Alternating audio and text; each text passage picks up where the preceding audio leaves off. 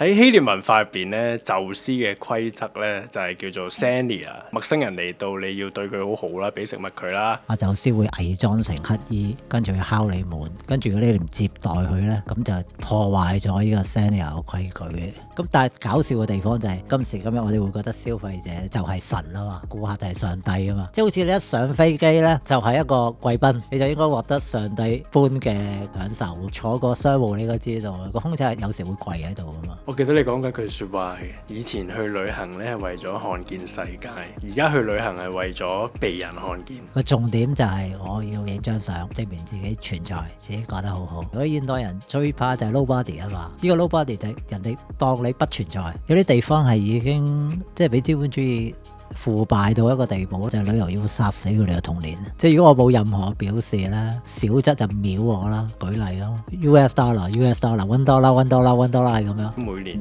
幾百萬人去呢個麥加朝聖，甚至有啲朝聖者去下係死咗喺路上，而佢係覺得好驕傲嘅。有時通過痛苦先會獲得嗰種真嘅感覺。即係我覺得 AI 有個大問題就係制式化，去到最後都係村上春樹講到明嗰個旅行之所以精彩嘅原因就係你對一啲未知嘅嘢相遇。旅行最複雜嗰個問題就係我哋冇得複製人哋嘅經驗，但係唔好睇小科技。到嗰一刻嘅時候，我會覺得真係可以唔去旅行。而家面對啲學生，你點樣去同佢哋講翻或者說服佢哋，其實你自己寫嘅嘢先訓練到一個思維能力啦。說服唔到。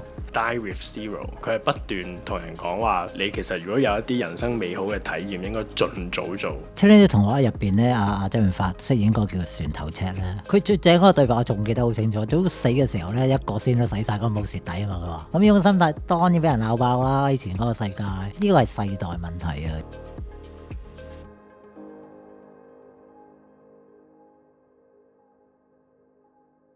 歡迎你再次上嚟嘅劍法。OK， 冇客氣。喺希臘文化入邊咧，宙斯嘅規則咧就係叫做 Xenia，就係對陌生人嘅愛啦。即係一個陌生人嚟到，你要對佢好好啦，俾食物佢啦，甚至俾佢免費沖涼，跟住你先至問佢係邊個。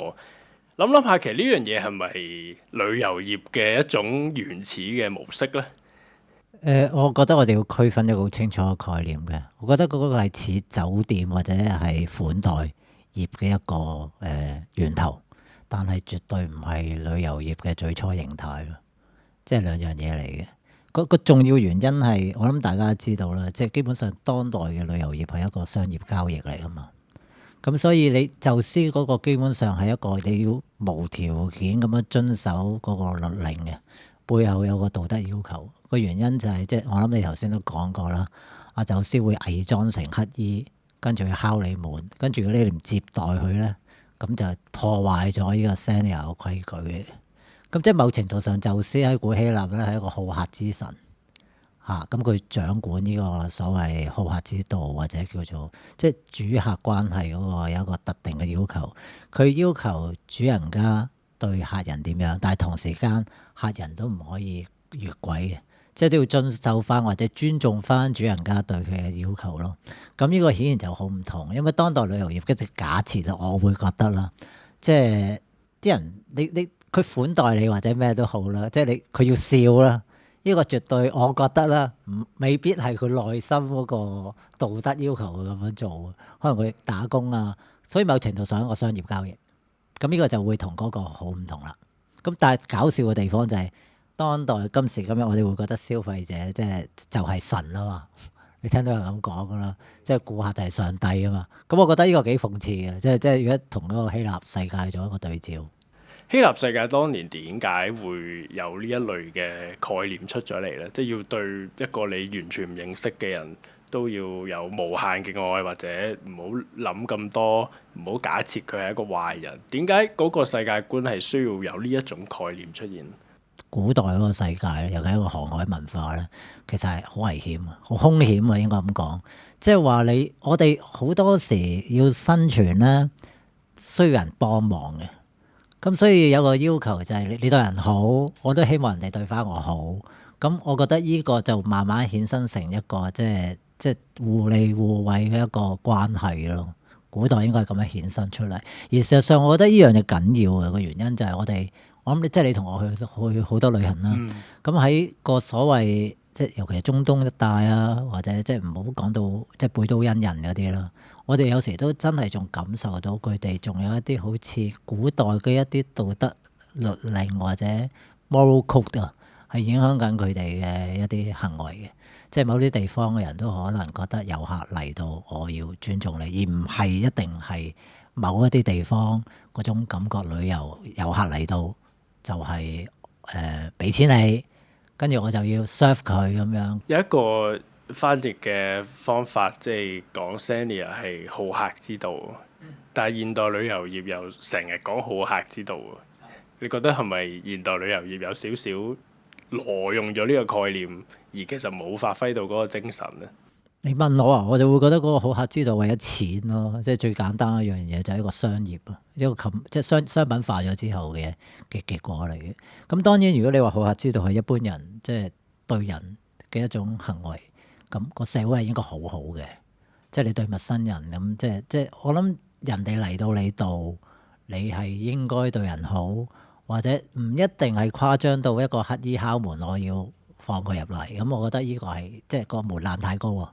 大家知㗎啦，即係唔好話乞衣啊，着得好靚嘅人喺香港呢個咁嘅寸金尺土，佢入敲門，佢要借宿一宵咁樣，即係我哋會覺得相當之困難嘅。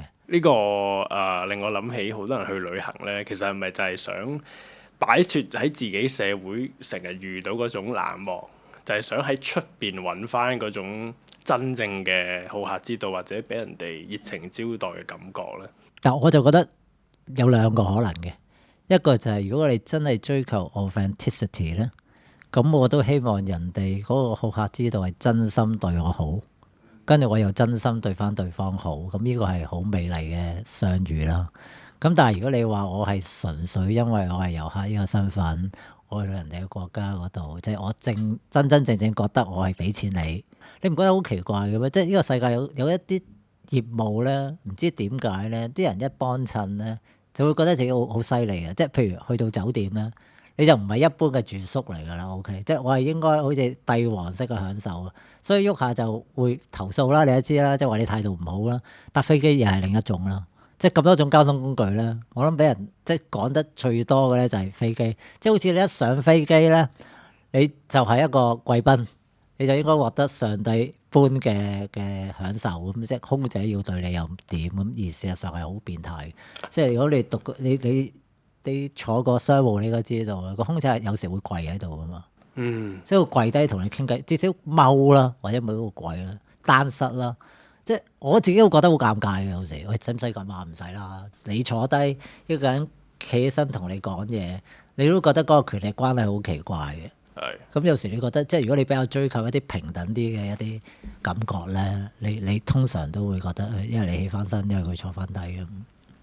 頭先講宙斯嘅規則就係要對陌生人有愛啦，要無條件接待佢哋啦。咁但係喺古希臘文化入邊，如果冇做到呢樣嘢，會受到咩懲罰咧？其實好簡單嘅啫，你遵守呢個好客之道咧，就中意你咯，啲神。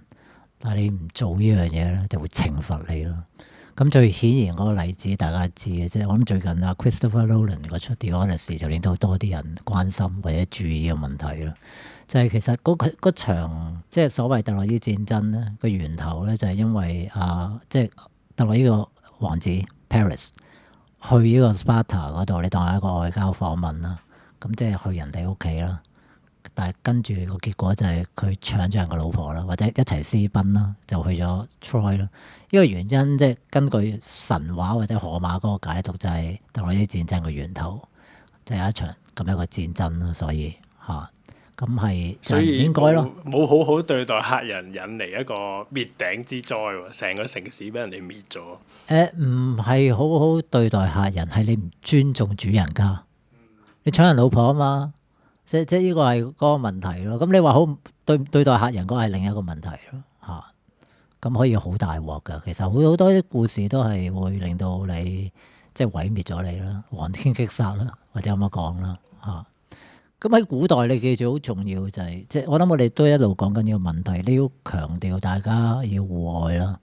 究竟我哋純粹係透過我哋內在嘅道德，即係良知啦，所謂中國人好中意講，就已經可以做到呢樣嘢咧，對人好，定係話唔係啊？即係都背後都係有一個上帝對我有一種要求，冇嗰個上帝，我冇咁驚㗎，我未必會聽呢個咁嘅律例。所以你會留意到古代希臘嗰個 Xenia 咧係有一種神聖嘅道德義務，即係嗰個背後有一種宗教喺背後嘅。咁但係我哋現代旅遊業當然唔係講緊呢一隻啦，嚇背後可能講係資本主義之神啦，嗰係金錢。交晒俾呢隻無形之手去做。係啦，交俾個市場咁樣。但係就令到現代嗰種好客之道就存在一種真真假假嘅問題，即係究竟你對我好，或者我哋都去過好多旅行咧，有時揾啲導遊嚟帶我哋行一個地方，最後佢點都會收 tips 㗎嘛，咁就點都有個商業交易嘅存在啦。咁但係你又唔可以話佢唔好人嘅。咁但係呢樣嘢究竟係咪一個都發揮好客之道？其實都唔可以咁講咧。唔係你頭先都識講嗰係導遊啊嘛，即係呢個已經係旅遊業嘅一份子啊嘛。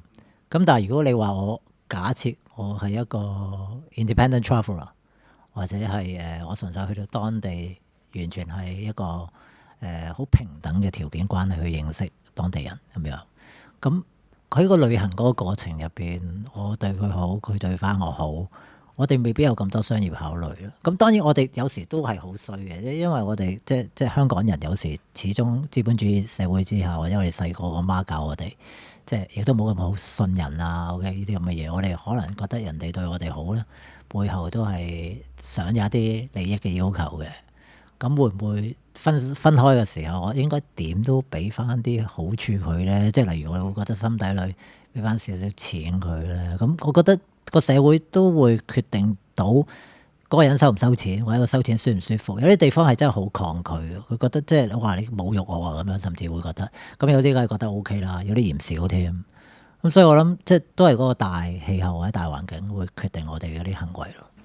如果咁講咧，似乎一種我要體驗一種好古人式嘅好客之道，只能夠係一個懷住完全平等嘅心態去另一個國家，而係去結識朋友，而唔係去招聘一啲人幫你做嘢先能夠做到。即係你唔可以係參與任何嘅服務喺入邊，而係你要同人哋做到朋友嗰樣嘢先有機會發生。可唔可以咁講咧？喺現代嘅我覺得一半一半 OK， 一成都。唔得嗰個就係你會發現，就算我唔係真係咩旅遊業嗰啲，或者係即係聘請當地導遊，或者甚至係一啲好短途嘅旅程2個鐘嗰啲 city tour 都好啊，呢種利害關係係有喺度嘅。但係就算唔係呢一隻咧，有啲地方係已經即係俾資本主義腐敗到一個地步咧，可能一個幾歲嘅僆仔都會問你攞錢。即係佢俾幅畫你，我遇過嘅，佢喺柬埔寨，佢畫一幅畫俾你，佢用一啲草織一個戒指俾你，笑住咁樣幫你戴上去。咁以前未有咁多旅遊業嘅時候咧，即係我細個去柬埔寨嘅時候咧，就 O K 啦，完咗呢個過程，大家都開心。O K，佢好似氹我好開心，佢都因為少見遊客去做一啲咁樣嘅舉動。但係當代啦，應該咁講咧，即係我有時有種講法就係旅遊要殺死佢哋嘅童年。跟住佢哋就會開始即係畫咗俾幅畫我，即係下一步就睇我有咩表示啦。即係如果我冇任何表示咧，咁小則就秒我啦，衰則就係咁即係舉例咯，one US dollar， $1 係咁樣，跟住再唔俾咧，就成班圍住我搞好耐咯。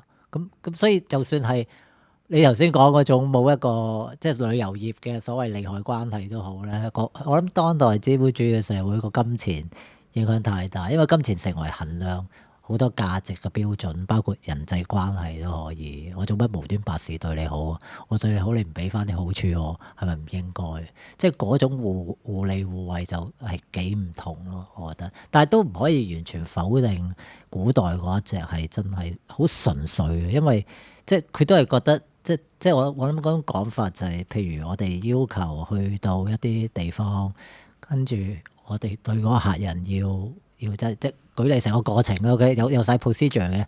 首先就係一個陌生人，跟住我接待你，然之後你爛身爛世，我首先即係等你沖涼先，跟住塗啲香油，因為好熱啊嘛。咁然之後下一步俾嘢你食，俾完你食飽飽啦，跟住開始先問你係咩人，嚟自邊度。OK， 呢個步驟係要求嘅，你唔可以一嚟到就問你係邊個，跟住你講到自己好勁，我就即刻哇你係名人嚟㗎，貴賓嚟㗎咁樣，佢係好唔同啊嗰個過程入邊，先慢慢聽你講故事，因為 storyteller 嚟嘅，因為古代人唔係好似我哋現代人咁樣咁多機會去外國旅行，所以呢啲人嚟到咧，我哋好大機會可以，亦都好想透過佢嘅口了解外邊嗰個世界。咁跟住仲要完咗之後咧，一定係送一個小禮物，即係有啲有錢嗰啲當然，即係譬如去翻《荷馬史詩》入邊，斯巴達國王 Menelaus 即係俾人搶咗老婆嗰個人啦，跟住接待咗Odysseus 即係奧德修斯個仔仔 Telemachus 之後咧，送佢走嘅時候咧，又有黃金好多嘢，有錢咁樣，有馬咁樣送佢走。咁呢個你話係咪一啲商業嘅計算？當然唔係商業計算啦，但係都會將嗰啲互利互惠用咗某樣嘢去衡量啦，變成一種價值啦。純粹嘅嘢，你話多唔多咧？即係你表現我對你好，咁點為止表現對我好咧？係咪？咁即係你譬如整一餐飯俾我，咁可能都要錢啦，係咪？咁跟住我食咗一餐好豐富嘅飯。咁我應唔應該有啲表示咧？定係純粹係好好食啊，好好食啊，咁樣讚咧？咁夠唔夠咧？咁呢啲我諗我哋有時去旅行都會問呢個問題，問自己嘅。我諗起其實最代表到現代旅遊業嗰種宣傳好客之道，就係劉德華當年嗰個廣告，即係今時今日嘅服務態度係唔夠㗎。嗰個真係影響好大。咁呢樣嘢係我覺得好得意嘅。我諗以前呢個宙斯嘅規則，某程度都係一種要喺各個城邦之間維持一種共識咯。即係佢都可以話係一種宣傳，但係我哋去到現代就變成咗一個咁具體嘅廣告，話俾你聽，你唔笑係唔得嘅，你唔幫個客換咗碟餸係唔得嘅。咁我覺得嗰個一就係會唔會人其實都係有一種追求被好好對待嘅一個深層嘅慾望咧。咁第二就係而家我哋呢個由眾神變成咗資本主義嘅無形之手嘅時候，究竟呢樣嘢再發展落去啦，即係尤其是現代旅遊業其實都係出現咗，我諗啱啱100年多啲左右啦，又會變成點咧？即係其實會唔會玩爛咗呢一套嘅服務守則咧？咁你呢個問題好似問緊呢個 tourism，the future of tourism 咁樣，即係我既悲觀又樂觀嘅。即係我諗我哋現代人，大家應該聽嗰個 term 啊，越嚟越原子化啦。即係原子化就係你自己一個，咁啲資訊技術係絕對係。即係令到呢樣嘢慢慢真係成真嘅可以，即係而家啲人即係你有部手機咧，佢可以自己一個噶啦，即係咁喺度碌成日噶啦，唔需要別人。即係最攞命嗰樣嘢 social media 嗰種，我哋用 social 呢個字啦，社交平台啦、社交媒體啦，其實真係可以唔係咁社交嘅，有一種虛假嘅將不同嘅人、世界各地嘅人、唔同嘅人扣連一齊，OK，我哋覺得有多聯繫嘅，自己唔係孤獨，但係事實上係越嚟越孤獨嘅。即係你諗下，譬如 AI 都好啊，我覺得將來某程度上，即係我哋呢啲就最明顯感覺到，我有時真係自問，即係一個所謂喺大學教書嘅人咧，係真係可有可無。而家啲學生係可以好容易挑戰我哋嘅，你諗下佢攞住部手機啦。甚至係上堂用住部電腦啦，你講任何嘢咧，佢可以即刻 fact check。你有少少錯咧，你都知道佢睇你唔起噶啦。跟住之後，你個課就已經完全可以廢晒噶啦。咁事實上，我哋你問我自己好坦白承認，我點可能叻得過 AI？我唔會叻得過 AI。咁所以而家已經好多地方，某程度上北歐有啲國家已經開始覺得唔需要大學。有啲比較知識分子式嘅家庭嘅父母咧，就會覺得即係佢懂得用 AI 去令到個小朋友自己學習咧，就已經夠啦。咁所以旅遊業就係一個例子啊。究竟一班人去旅行，究竟或者係想去探討一啲嘢、見一啲嘢，呢啲遊客其實係究竟想攞啲咩嘢咧？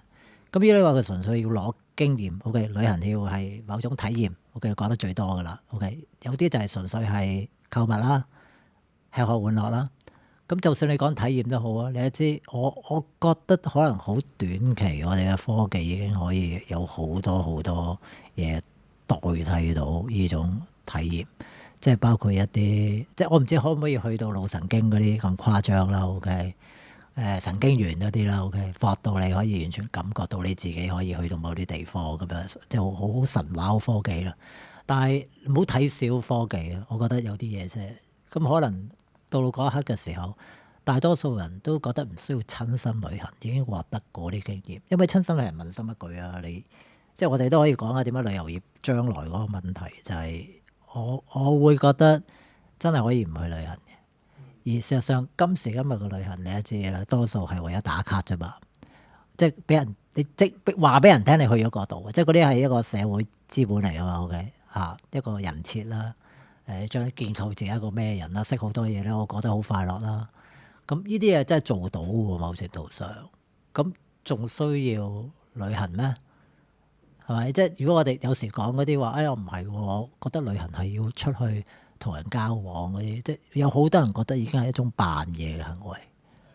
係啊，我記得你講緊句説話嘅，以前去旅行咧係為咗看見世界，而家去旅行係為咗被人看見。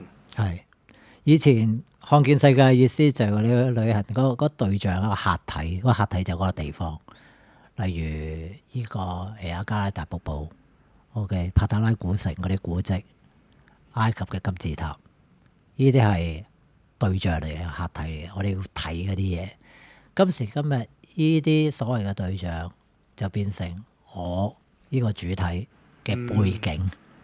OK， 個重點就係我要影張相，跟住最重要就係呃 like， 跟住證明自己存在，自己覺得好好，我喺呢度，我要俾人知。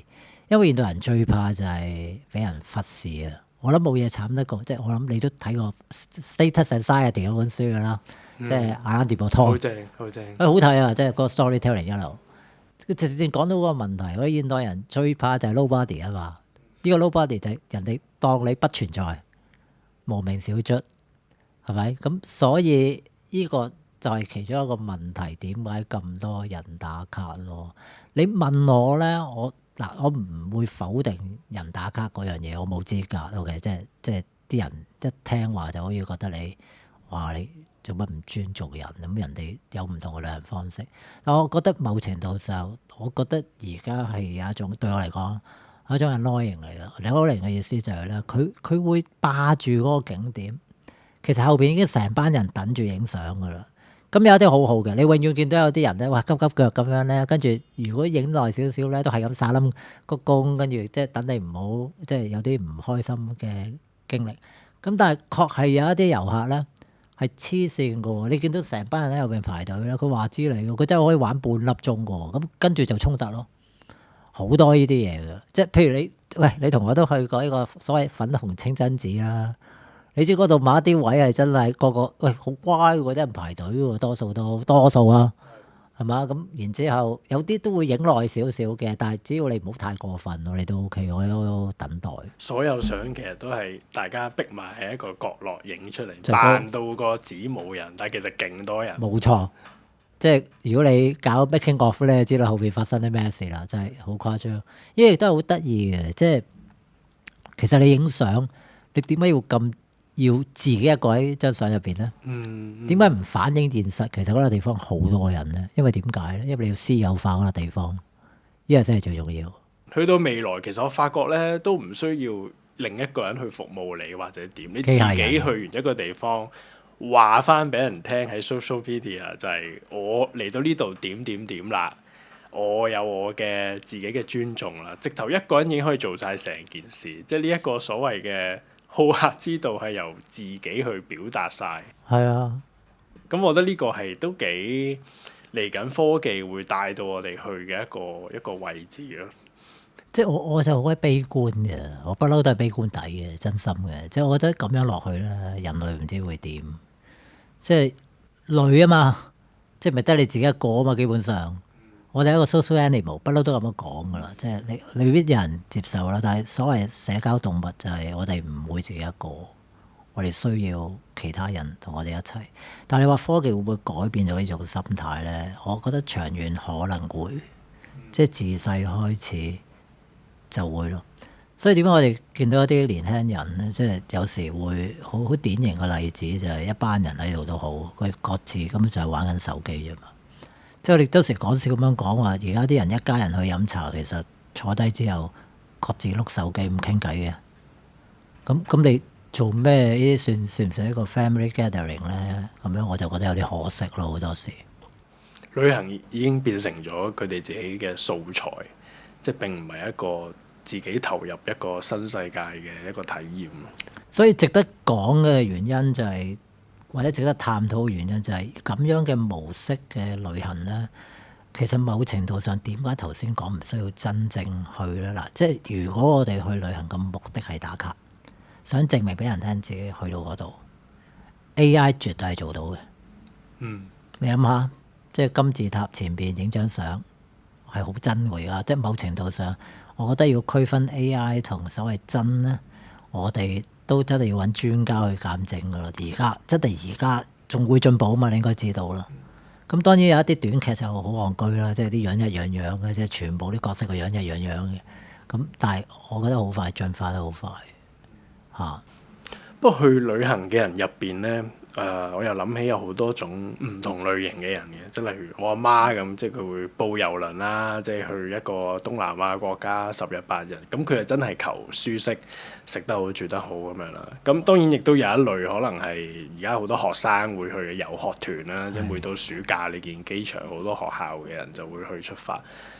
但另一種去旅行嘅人咧，其實係佢係尋求一啲嘅苦難嘅，或者佢係尋求一種唔係舒服嘅體驗，即係例如即係西班牙嘅朝聖之路啊，或者每年幾百萬人去呢個麥加朝聖，甚至有啲朝聖者去下係死咗喺路上，而佢係覺得好驕傲嘅。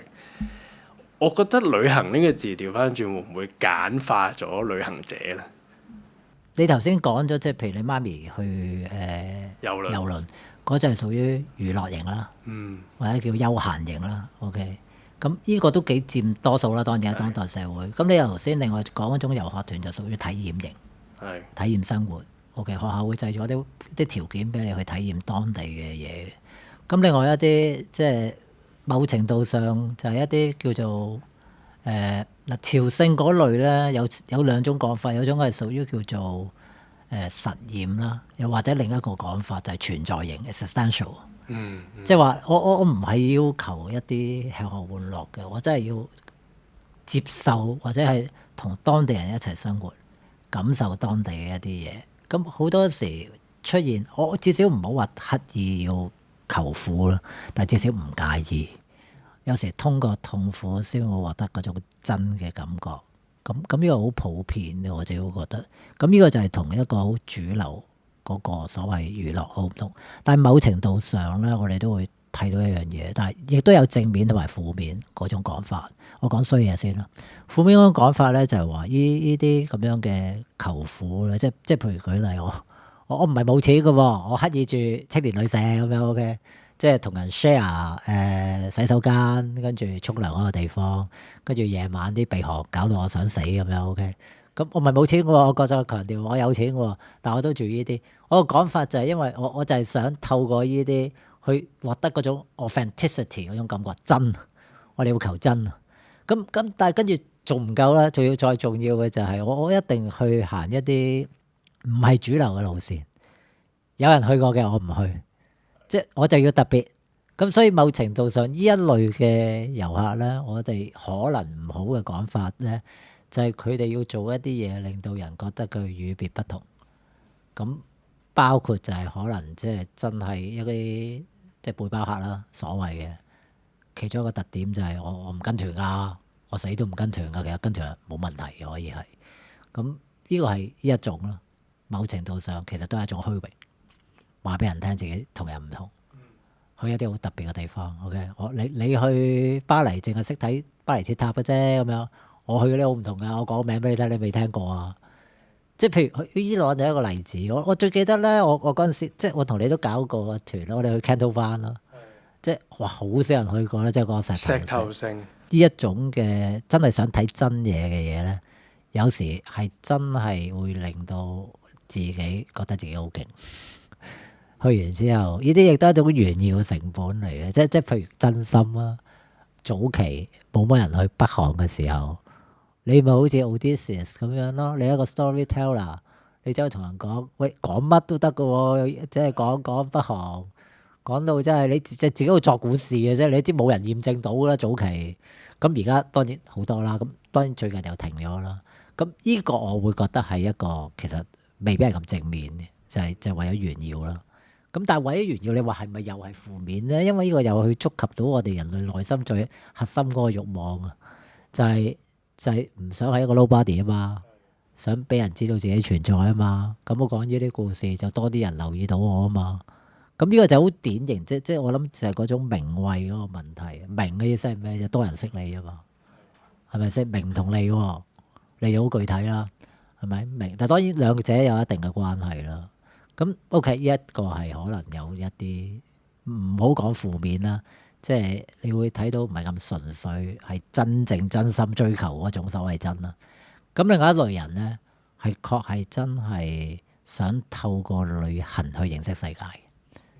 而呢類人咧，反而透過旅行咧，我自己會覺得啦，你越去得多地方咧，你反而覺得自己好廢嘅，因為我哋唔識嘢，好多嘢完全唔知道。跟住咁樣嘅形式就唔係為咗炫耀啦，係真係內心，即係有種講法，又可能變到好扮嘢嘅當代社會，就係一種修練啦。自己內心嘅修練，令到自己成長，令到自己可以再擴達啲。咁呢一隻我覺得係好重要嘅一隻，但係我哋係冇可能可以喺一個旅遊業入邊推廣呢種文化，係要靠你自己覺醒嘅。咁我會覺得呢個就係比較正面，我就真係透過旅行去認識世界，去體驗擴闊你嗰個內心。個世界好大，咁我覺得呢個係好唔同嘅一樣嘢。有時候我覺得去得旅行多嘅人咧，會冇咁極端啦，睇唔同嘅事情，因為各種類型嘅生活方式佢都見過啦，或者佢會理解到點解嗰樣嘢會咁樣發生。即係好似我自己最近去柏林咁樣啦，咁我就真係住喺東柏林，跟住睇一啲東德嘅嘢咁樣。即係共產嗰啲係嘛？係啦，因為近年即係成日講話前東德地區就激進嘅黨派比較多啊嘛，因為佢哋以往就係統一之後，其實個資源比較少啊，個收入一直都即係 catch up 唔到前西德地區。我就唔係好識呢段歷史嘅，你講多啲。造成咗佢哋越嚟越不滿而家嗰個統一嘅情況。有啲人直頭話根本成個統一係西德統一東德，西德殖民東德咁嘅一個情況。咁你去完之後，你又會明嘅，因為其實成個而家嘅德國東部啦，我覺得係你會見到人口明顯係老啲啦，好多以前即係東德時期留低嗰啲蘇聯式房屋，仲係有啲破破爛爛。我都幾意外，其實。統一之後，其實佢唔係真係所有嘢都整得好靚嘅，亦都冇咁多錢嘅新嘅德國聯邦政府。我覺得最重要嗰樣嘢係自己嗰個身份咧冇咗，有一種頭先我哋講 status anxiety 就係始終東德都存在咗40年，有2代人喺入邊咧，即係佢哋嘅一啲身份認同啊、生活方式啊，喺近呢統一後嘅幾十年咧，幾乎係不斷被去貶低嘅。即係你咪又係一個獨裁政府，你咪又係一個即係度度都係秘密警察嘅一個生活方法。即係你總之所有你以前嘅嘢都係唔值得保留。其實係有種尊嚴上嘅低落，所以令到佢哋覺得要喺而家嘅政治上面爭翻啖氣咁樣。咁但係有時我都識一啲喺德國大城市住嘅，可能係科隆咁樣嘅一啲德國朋友咧，佢就會好容易覺得嗰啲極端分子即係好唔合理啊咁樣，但係你熟讀即係東德嗰段歷史，你又會覺得其實即係有佢嘅原因喺度啦。咁我覺得去旅行，如果你係認真去揾呢啲嘢咧，多多少少你會解釋到點解唔同世界現象嘅原因啊、緣由啊，或者點解啲事情變得你眼中好似好唔正常咁樣。但有啲人會覺得你知幣呢啲嘢有咩意思啊？賺唔到錢。但我哋有時會覺得知識本身就係 good in itself 啊嘛，佢有自足價值嘅。即係我諗你應該係啦，你去完呢一趟旅行，你知道咗呢一啲嘢，開心嘅喎，本身已經係，其實係一種滿足感喎。但係除咗開心之外，好似又唔係咁容易。跟住失落啦，係咪？令人覺得有其他實用嘅價值喎。咁你要講實用價值有另一樣嘢啦，譬如舉一個例，即係我有時講旅行哲學啦，認真講咧就會有啲真係好離地嘅嘢嘅，即係譬如講廢墟啦，我哋可以講空間的詩學嘅。咁呢個就係一般，即係嗰種語言就唔係一般同人傾偈嗰種語言，背後嘅現象學嚟嘅。咁你總有人會覺得你去旅行咪去旅行咯，你搞嘢做咩啫？講啲無謂嘅，咁即係有一啲呢啲人。咁我尊重佢呢種諗法嘅，即係我唔會覺得哇你咁膚淺嘅咁，因為呢個世界有唔同嘅人。我覺得最緊要就係你接受你同人唔同，人哋同你唔同，你唔好將自己嗰種諗法加喺人哋身上。我覺得呢個已經好好。咁當然呢個同教育好唔同啦，即係我哋教育本身自己梗係會有一套，我覺得即係所以教育都係洗腦嚟。我哋覺得我哋需要教書嘅過程入邊俾到一啲嘢後生仔。但我哋唔會強加俾佢啊嘛，就你講咗俾佢聽，就希望最理想嗰種教育模式就係佢自己最後決定接受邊啲嘢，而接受邊啲嘢，而最重要無論贊成或者反對都好，你一套論述，呢個係好緊要嘅。即係我會覺得係咁，所以一定有唔同嘅人嘅，呢個係好正常嘅。咁亦都有一啲人，咁有啲人會變啦，當然，即係可能後生去好多好多，真係苦難。跟住喂到老，我行唔到啊，走唔到啦，我享受去翻一啲郵輪，咁又好正常。你唔好講話，即係不同階層、不同人啦，同一個人啊，喺一個 journey 入邊啊，一個 tour 入邊啊，都會變啦。即係我前期扮晒嘢咁樣住，啲好辛苦嘅嘢，嗰個就捱夠啦，大佬。我仲剩好多錢喺度，臨走咪揾間5星級酒店去住咯。跟住仲要即係 home service 夠豪美啊！係咪咁？即係所以，我覺得人就係咁一個好複雜嘅嘢。但係我哋而家好中意將一啲嘢 totalization，跟住以偏概全，然之後就將嗰樣嘢就呢啲人就係咁樣，呢啲人就係咁樣啦。我覺得唔係咯，現實世界即係人可以自己問自己個問題：你係咪去旅行？你都會有唔同嘅要求。你唔係次次都係淨係食，有時你都可能即係想睇一啲好真實嘅嘢，經驗一啲即係比較唔係一般人經驗到嘅嘢咯。其實我發現你可能係最後一個 generation 係冇互聯網嘅情況下去旅行。你會點樣去記得嗰個年代啊？我記得嗰個世界好大，好陌生。我去嗰笪地方，我之前係冇上網揾資料，可能需要去圖書館借書。咁可能會借一大棟書，但係大多數都冇用嘅。咁跟住去到當地係好迷失嘅。咁可能第一步就去有兩個可能啦，一個就去 information centre 啦，係咪？一個就喺機場盡量攞啲 leaflet 啦。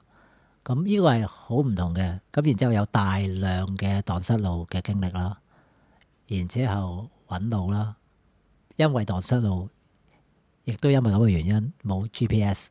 咁所以個背囊入邊會有地圖，係紙嘅地圖。OK，咁再老一輩嗰啲，我聽講都有指南針添。係啊，老一輩嗰啲。咁跟住我哋嗰啲最顯然嘅嘢就係 Lonely Planet。呢本係我去旅行嘅聖經嚟嘅。咁當然仲有另外一啲啊，比較僻嗰啲啦，咁唔好講啦嗰啲。咁呢個就係當年去旅行嘅一啲經歷，亦都因為蕩失路，所以逼我哋要大膽問路。但係由於語言不通，冇 AI，咁所以有好多嘢都係好笑嘅，即係會經歷好多我哋叫 friction 啊，摩擦啊。呢種摩擦唔一定係好嘢，唔一定壞嘅。咁係可以磨到好多得意嘢咯，即係雞同鴨講啊，跟住俾人老點啊，俾人呃啊，但係又可能遇到一啲好人帶你去嗰個地方。咁呢啲係比較多。咁亦都因為呢個原因，我自己會覺得，我覺得係好嘅訓練。呢種好嘅訓練就令到我好大膽，我唔怕醜。即係呢個，我覺得好多方面你唔怕醜係好事嚟嘅。即係你上堂答問題，你唔好介意個 lecturer 話你廢，你唔好介意佢啲眼神，好似覺得你好唔掂，答咪答咯。即係咁亦都比較正面啲嘅好學咯。好學嘅表現就係不恥下問咯，問咯。咁但係好可惜，而家就比較少呢啲嘢。我覺得以前嗰年代去旅行，似乎係一個輸得起嘅旅行。而家去旅行係有少少一個輸唔起嘅旅行。輸得起嘅意思就係因為你對個世界掌握唔係咁多，所以你嗰個期望好低啦。首先，第二就係你出到去嘅時候，你比較隨遇而安啲啦。同埋當有啲好事發生，你係比較會倍大嗰個好嘅體驗。一啲唔好嘅嘢，你會覺得啊，都只係其中一個過程啫咁樣。但係而家叫做即係輸唔起咧，就係你出發前已經即係知道晒一個城市，你睇晒啲可能Google Map 5星餐廳喺邊，你去唔到或者去到佢閂咗門，你已經失望咗一次啦。跟住你諗下，你成個旅程累積咗幾多個失望，你 keep 住地係變成咗一個好焦慮嘅人啦。即係今日因為太過透明嘅資訊，咁同埋有時無啦啦，你會因為可能你去唔到某個你自己幻想出嚟覺得好正嘅地方，就好唔開心。明明你睇其他人啲旅遊書啊，或者社交媒體分享覺得好正嘅，你去到發覺佢又唔係咁嘅樣，你嗰個失落係更加大嘅。咁我覺得就好似即係我唔知會唔會浪漫化咗以前嗰個年代多啲啦，但係似乎而家係好難翻去嗰種出發嘅時候個身段比較輕嘅嗰種心情。我諗 yes and no 都係，即係另外一個就係可能沉重嘅原因就係你對未知嘅世界太陌生啦，會驚嘅，真心嘅。即係我諗我哋去旅行，即係唔好講，就算你好豐富旅行經驗都好啊。我哋點解要之前做 research 咧？就係因為好驚太突然嘅一啲嘢，因為始終一啲突如其來嘅嘢咧，係會令到你成個旅程入邊可以好麻煩噶嘛。咁但係當然我哋以前嗰種預咗啦，應該咁講啦，係冇咁順利嘅，係應該冇咁順利嘅。不如村上春樹講到明嗰個旅行之所以精彩嘅原因就係你對一啲未知嘅嘢、陌生嘅嘢相遇，然之後直情嗰種陌生大到一個地步，令到你感覺到一種見到嗰樣嘢，淨係瞠目結舌噶嘛。佢話咁呢啲就係旅行的意義啊！佢淨講到明嘅。OK 喺雨天炎天入邊，定係唔記得遠方的鼓聲，我都搞到亂晒，即係兩個文本啦。OK，咁我覺得呢個咁樣嘅感覺咧，我自己中意嘅。所以就算即係我諗我呢啲老餅咧，個原因就係就算互聯網啱咁勁啦，我唔中意 AI。即係有朋友甚至覺得佢話用 AI plan 行程，我就係唔中意。即係我覺得 AI 有個大問題就係制式化，去到最後都係，同埋某程度上得個演算法操練成嘅一個有劇本嘅旅程，太過制式化。其實你某程度上係複製人哋嘅嘢，複製得好嚴重嘅。咁當然個正面就係話，佢勁到一個地方，就係可能佢掌握你好多資料，佢為你 tailor make，知你中意啲咩嘢。咁嗱，我認真問嘅，我問過一個問題，自己就算一個好清楚我嘅人咧，可能佢全能嘅上帝 AI 好勁啦，佢點樣為我 tailor make 個行程，我一定中意啦。我真係好懷疑，我覺得冇嘢係真係叫完美嘅旅程。我覺得好多嘢真係同陌生、同一啲未知嘅相遇，可以令到我開心半日嘅，係咪？即係你去到一個地方，其實即係好唔開心。即係譬如我去艾塞拜疆，當年係好難攞簽證嘅，即係喺機場俾人玩咗好耐。我由好開心到好唔開心，跟住直情係幼稚地認為話，係咪我啱啱喺 Georgia 咁靚嘅地方，喺亞美尼亞啲人都好好喎，即係未見過遊客，跟住去到邊都俾人捉住影相咁樣，即係覺得好 warm 啊！點樣去到阿塞拜疆機場俾人玩咁耐嘅咧？OK 係咁 check，又睇我有冇機票，總之係問咗好多問題，最後扣留咗我好耐。我係嗰班人入邊最後一個放走，我就好憤怒啦自己，即係明明去到晏晝，應該係中午嘅2點零鐘落機嘅，搞到我夜晚好嬲。咁跟住自己有種感覺就係，我諗阿塞拜疆人咁樣嘅，即係最衰啦！即係又唔嚟啦，即係未開始個旅程已經唔嚟。但我想講之後個行程，俾我遇到嗰啲好人之後，我就忘記晒一啲嘢啦，即係就變得好開心啊！就喂唔係咁衰嘅喎，OK 嘅喎。旅行最複雜嗰個問題就係我哋冇得複製人哋嘅經驗。一個人嘅相遇，可能佢真係遇到一啲好人，或者你好不幸，你遇到俾人呃錢，你就到嗰個地方就會有好多好多唔好嘅一啲經歷或者睇法咯。即係我覺得呢個絕對會係有一種咁嘅情況。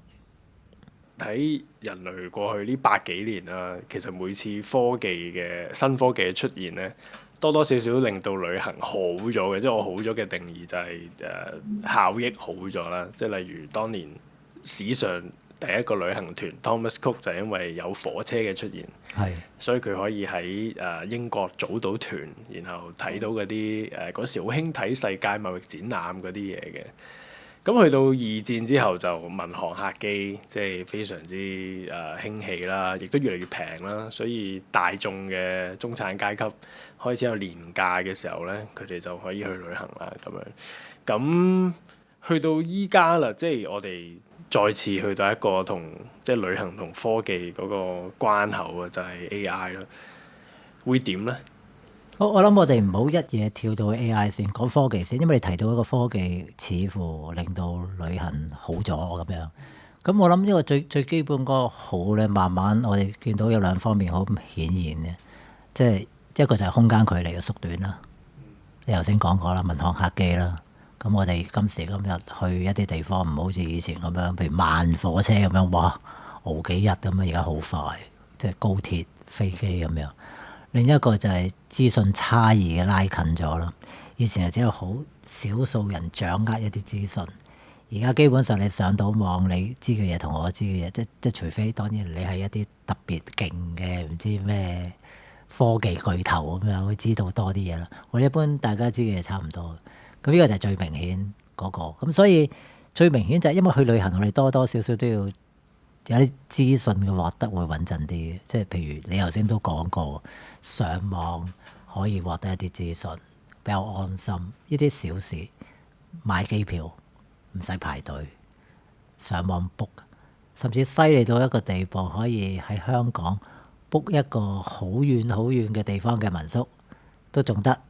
咁我諗呢啲係以前冇法子想像，你要做你就唯有去到嗰度跟住排隊啦，咁樣係咪？所以我哋好多時去旅行，第一步就係去到當地。如果你想將成個旅程安排得好啲咧，就去睇個火車嘅時刻表啦。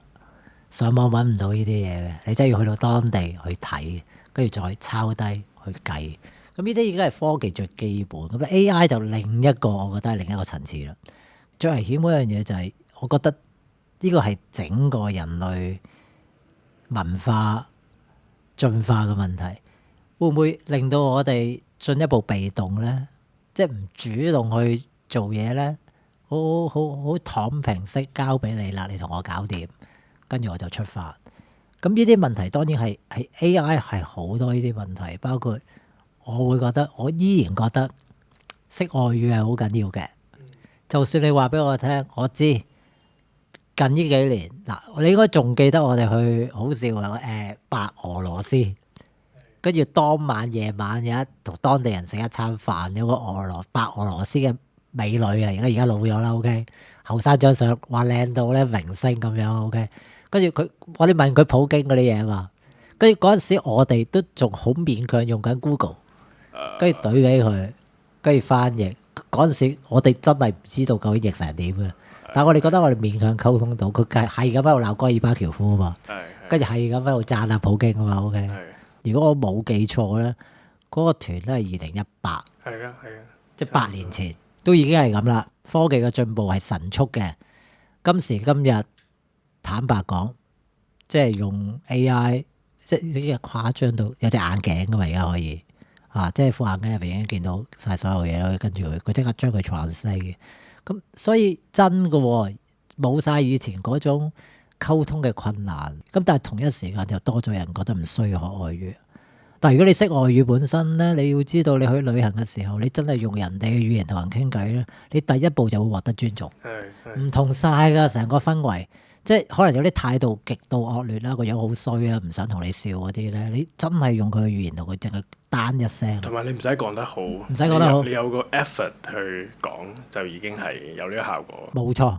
咁所以我自己會覺得呢個已經係一個幾功利嘅講法，但係另一個唔係咁功利嘅講法咧，咁可能都係功利嘅，就係我哋學語言咧，其實好緊要。語言就係文化，文化就係語言，亦都係思維模式。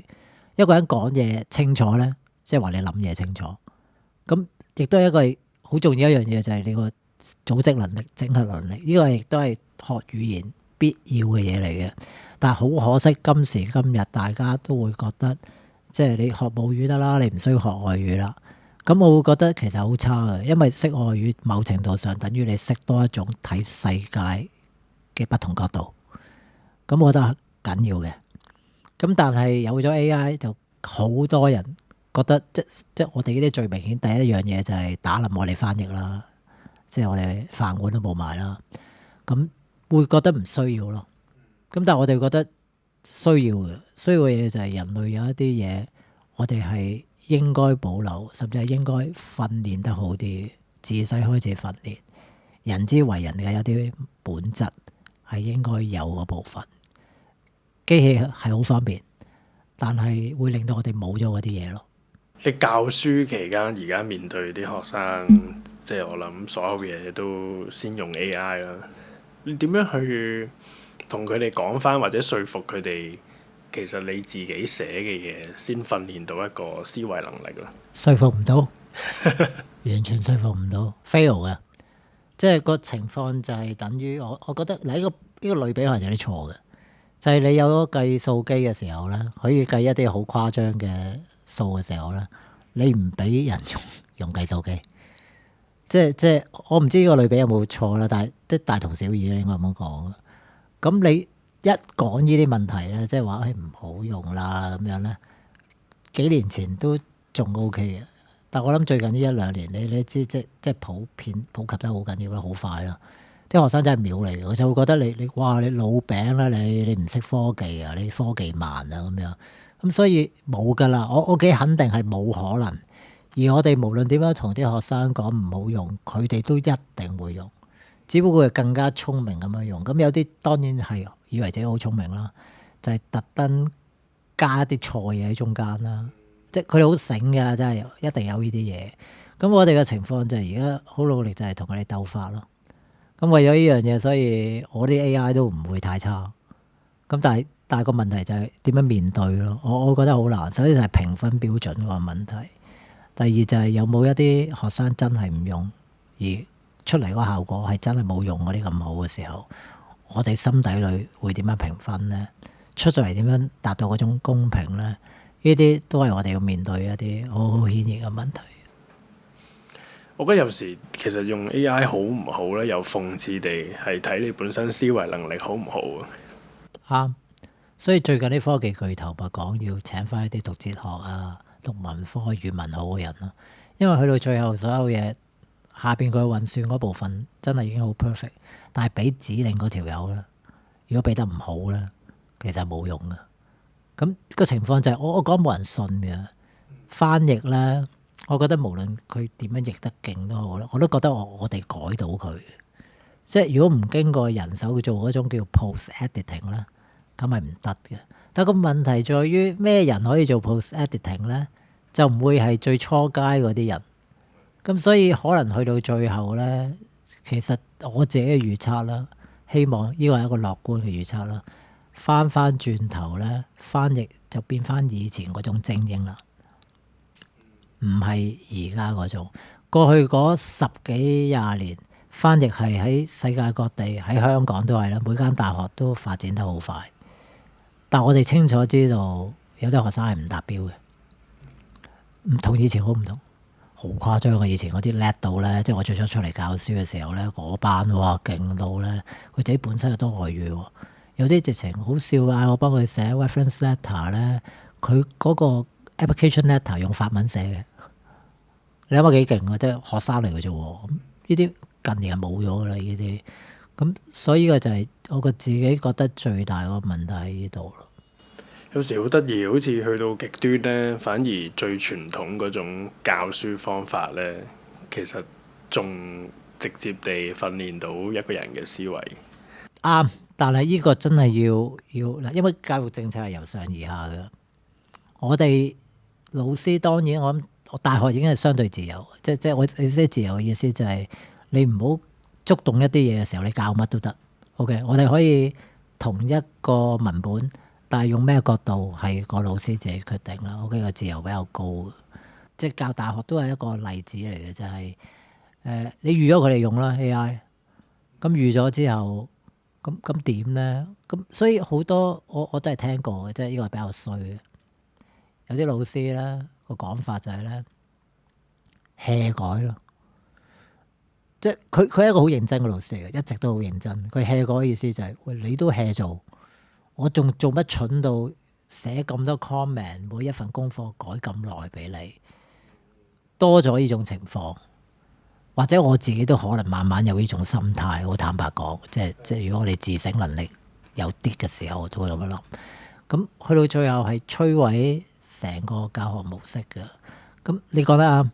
而家越嚟越多北歐嗰啲政府咧，開始唔俾學生用電腦啊嘛，用翻手寫啊嘛。我覺得手寫嗰個多多少少都同我哋個腦嗰個運作有一啲好直接嘅關係。我唔係腦神經專家，我唔知背後有啲咩關係。我覺得同就我喺個電腦度篤啊，甚至你頭先講嗰個啦，我哋而家好懶啦，即係語音輸入咁樣 OK。咁我覺得係好唔同啊。咁呢個就係嗱，我哋需要一啲有遠見嘅政府。我哋永遠都要由上而下去處理呢個問題。我哋如果你話俾我聽，我而家喺大學，我上堂嘅時候，全部收埋手機電腦，我第二日就會收到無數嘅投訴，跟住就冇一份工。我覺得好有趣嘅，你同時作為最後一代人喺冇互聯網嘅情況去旅行啦，亦都係最後一代人見過冇 AI 嘅幫忙下做翻譯嘅人啦。即係翻譯旅行亦都係兩樣文化之間嘅一種互通啊，或者彼此了解咧。你有啲咩想同嚟緊呢個世代嘅人講？唔好單靠 AI 咯，盡量訓練下自己個腦咯。即好少同人講呢樣嘢。對我嚟講，翻譯其中一個點解我覺得咁好玩咧？我自己真係中意嘅，就係 translation 本身嗰個訓練咧，同埋每一次做翻譯咧，真係了解個過程嘅人咧，我哋就知道其實係好人生嘅反應嚟嘅。就係其實每次 translation 我哋都有好多可能，有好多種譯法。OK， 好多掙扎。咁每一次，但係你唔可以，你將所有嘢都寫低俾人嘅，甚至你正路嘅翻譯，你係唔可以揀完嗰個譯個方法，然之後加個括弧，make 個 note 話俾人聽，我點解用呢個翻譯啊？咁冇人會理呢啲嘢嘅。咁所以其實好似人生嘅就係有啲問題出現咗咧，你想解決，你知道好難解決。你最後其實你係一個認真嘅人，你諗咗好多 scenario， 諗到方法 problem solving 嘅方法，最後揀咗一個，嗰個唔 perfect 㗎，唔會係最好嘅。但係你有苦自己知，你講唔到俾人聽，或者人哋都冇興趣嘅。咁我覺得呢個係少數，好少人咁樣講嘅，就係 translation 本身係一個幾好嘅 problem solving，係真係每一次，仲要係我哋每一次做 translation 都係一個 problem solving。咁如果你問我同學生講，我會覺得依嗰啲過程其實係訓練你個腦一個好重要嘅嘢咯。但係冇用㗎，唔聽㗎。咁我亦都理解點解唔聽嘅嚇，因為即係個時代唔同啊嘛，接觸嘅嘢唔同啊嘛。佢哋冇經歷過嗰啲嘢，咪唔覺得需要重要咯。而家好多去旅行嘅人咧，都會講一本書嘅，係 Die with Zero。OK。我更加中意佢個中文譯名嘅，別把錢留到你死的時候，係好直接嘅。咁與其話佢係一本理財嘅書咧，其實佢係一本旅遊書嚟嘅，我覺得，因為佢係不斷同人講話，你其實如果有一啲人生美好嘅體驗，應該盡早做，因為你越早做咧，等於你之後人生可以越有嗰啲好嘅回憶啦，咁你就快樂咗啦，甚至你去到死嘅嗰一刻咧，冇晒錢，但係你最好換晒呢一啲體驗啦。第二就係喺你自己行得走得嘅時候咧，就去叫做有個字叫峰值體驗咯，咩叫台灣嘅譯法啦。我覺得佢係呢一種係由心理上更加打動到人去快啲去旅行嘅，多過話純粹即係某個地方嘅景點吸引人。但係呢一種成個 Die with Zero 嘅概念，我諗喺以前嗰個年代會俾人覺得唔負責任啊！即係以前嗰種即係教仔啊，或者啲家庭會覺得哇，你攞晒啲錢去旅行咁樣，即係好任性啊！咁係應該點梳理呢一個概念咧？你有冇睇過秋天的童話？秋天的童話入邊咧，阿周潤發飾演個叫船頭尺咧，佢係一個爛賭鬼，餐餐清㗎嘛。有睇。佢最正嗰個對白我仲記得好清楚，早死嘅時候咧，一個先都使晒，咁冇蝕底啊嘛。佢話其實要咪呢種咁嘅心態啦。咁呢種心態當然俾人鬧爆啦。以前嗰個世界，啲父母就覺得喂，留翻啲錢啦、傍身啦，好緊要。咁我覺得呢個係世代問題啊。以前嗰個世界好顯然，首先有幾樣嘢啦，就係環境唔係咁好啦。咁每個人都可能即係至少唔係特別有錢嘅人，即係比較即係掙扎，有好多嘢要為咗安心，有啲錢傍身會好啲。咁個世界都依然充滿希望嘅世界，即係好簡單個例子就係讀書、畢業、儲錢、上樓，跟住細屋換大屋。香港就係咁啦，跟住退休有一筆錢，跟住去享受，個過程係咁樣嘅。咁而家如果你調轉咧，老一輩嗰啲就會係啦，你頭先講得啱啦，不負責任。今日唔知聽日事，你咁樣好大鑊㗎喎。咁當然呢個亦都係我哋個社會近年相對富裕，佢哋唔需要擔心呢樣嘢。或者另一個角度就係佢哋冇希望。而家點樣上樓啊？講真一句，你上唔到樓㗎嘛。你搞完一輪嘢，你最後乜嘢都冇經歷，乜嘢都冇，咁啊仲蝕。咁嗰本書入邊嗰個講法，當然即係我覺得即係佢係好鬼吸引㗎，就係你早啲去旅行。使咗啲錢又如何啫？你換取嘅就係啲美好回憶啊嘛！你之後嗰幾廿年可以不斷咁換味品嚐呢種，咁呢啲係資本嚟嘅，某程度上係好嘅冇，即係我自己會覺得咁冇乜問題啊！社會就係咁樣噶啦，咁你冇咪再揾過咯。只要你唔覺得累積財富係一件天經地義，夠使，我覺得係冇問題嘅。真心嘅，即係正如以前香港人諗而家少咗啦，就覺得你冇樓係唔可以結婚嘅。我唔覺得呢個係一個定律嚟嘅，即係包括發展係硬道理。我覺得呢句話本身就唔係硬道理嚟嘅。咁但係我哋好多時會俾人同化噶嘛，咁自己選擇咯。我覺得真係嘅喎，你大家都知道帶唔走好多嘢噶啦，係咪？嚟嘅時候空手嚟，走嘅時候都係咁樣，做乜鬼要累積咁多？即係當然仲有好多條件要符合嘅。而家啲人又唔生仔，基本上又唔需要擔心交啲錢俾下一代冇遺產咁樣，咁同以前係真係好唔同嘅。時代嘅改變、環境嘅改變係一定會令到有啲人啲行為想法會唔同嘅。我覺得呢個好合理嘅，我哋都唔應該太過保守咯。即係每一代人。即係生命自有其法，佢有佢嘅解決方法，我哋有我哋嘅新問題，一定有人去解決問題嘅。多謝建凡。因為之前我同你錄嗰集咧，其實我今集咧應該係有一啲回應到上次未解答嘅問題，即係我都希望睇我哋嘅朋友咧可以兩集一齊睇嘅，咁就去攞咗一個再全面啲嘅關於旅行嘅諗法。但係唔好斷章取義鬧爆我咯，希望。多謝多謝。OK，thank you。我想大家幫一個忙，我哋 DeWanda 希望做一個新嘅旅行頻道，係可以邀請到嘉賓上嚟，唔係淨係講旅行攻略或者一啲普通嘅景點分享，而係佢哋一啲深入嘅感受同埋旅行時嘅一啲觀察。如果你都中意呢一個頻道嘅內容，我鼓勵你 comment、like 同 subscribe，因為有你嘅支持，我哋先可以繼續壯大咁成長。